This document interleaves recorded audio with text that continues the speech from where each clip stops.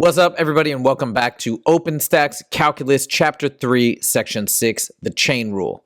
Let's do it. So for this one, we're trying to find the derivative of y, which is y prime. Now, when we're talking about the chain rule, what we want to do is we want to think about this as functions inside of functions. And that's kind of what's happening, right? We have this inside portion, that's the innermost function. And then we have this outer function, which is something to the third power.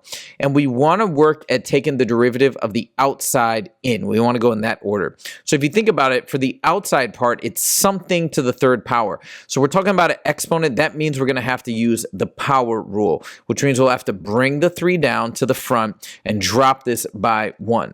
So we're going to carry this out right now. So we're going to say 3 times whatever that thing is. It happens to be 3x squared plus 1. But that's okay. We're not going to concern ourselves with the inside yet, just the outside. So the 3 comes down, then we do 3 minus 1, which is 2 up top. Okay, so that's the first part of the chain rule. We applied it to the outside function.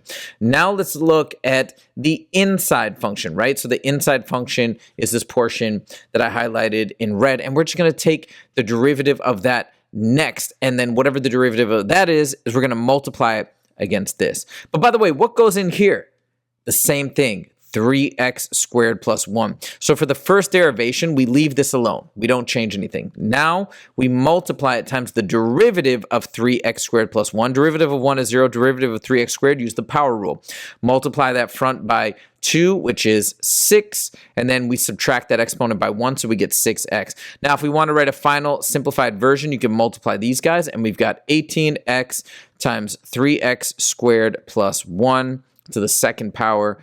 And that's how you do it. Done. For question 223, we're going to follow the chain rule once again. But before I do that, I'm going to rewrite this, okay? So x to the 7th, I'm going to rewrite that as well. That is 1 over 7 times x, same thing. And 7 over x, I'm going to rewrite it as 7x to the negative 1, and that's equivalent. So I'm not changing anything, I'm just reformatting it. Now when I take the derivative, again, I'm going to use the chain rule. So I'm going to take the derivative of the outside, which is something to the 7th, and then times the derivative of the inside, which is this whole bit, and we're going to use the power rule there as well. So the derivative of the outside, so we're going to bring the 7 down to the front as a coefficient of all of this, and again, the first derivation, the derivative of the outside, we're leaving the inside unchanged. So this is still going to be this, and then we're going to subtract that 7 by 1. Now we're going to multiply by the derivative of the inside. So the derivative of 1/7 x is just going to be 1/7, right? Because we multiply that by that invisible 1, and then we drop it by 1, which is x to the 0. X to the 0 is, of course, 1. And then for this one, to apply the power rule, negative 1 times 7 is negative 7x to the, and the negative 1 minus 1 is negative 2. So there we have it. This is our y prime. We have this entire function for the derivative. That's how you do it. Done.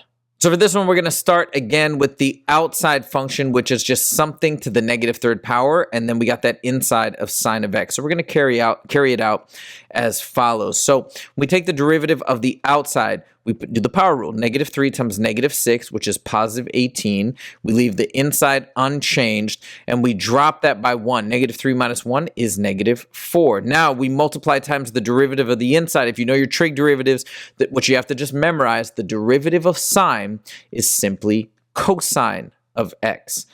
And there we go. We got our derivative. That's how you do it. Done. For this one, once again, we're going to start with the outside, which is something to the negative third power, and then multiply it times the derivative of the inside, which will be the derivative of tangent plus the derivative of sine. Let's step this through. So applying the power rule, we bring the negative 3 down to the front of this expression, leaving the inside unchanged right now, right? And then we subtract this by 1. Negative 3 minus 1 is negative 4. Then we take this and we multiply it times the derivative of the inside, and we're going to do it step by step. So again, memorizing our trig derivatives, derivative of tangent is secant squared of x. Derivative of sine of x is positive cosine of x. So we just got the derivative of the outside times the derivative of the inside, and that's how you do it. Done. This one's a very interesting one. We're actually going to do a little bit of triple chain rule. Now, I usually think that they should have a second set of parentheses here to make it a little bit clear. So I'm going to add that in just for clarification. But what you'll notice here is we've got 3 levels. We've got sine on the very outside. Then on the inside or the middle, we could say we got cosine of something. And then on the very inside, we have 7x. So we got 3 levels to get through, okay? So let's step this through. First, let's do the derivative of the outside of that sine. Derivative of sine is cosine. And the beauty of this is that you take the derivative of the outside. The inside for now is going to stay the exact same. So we have cosine of 7x.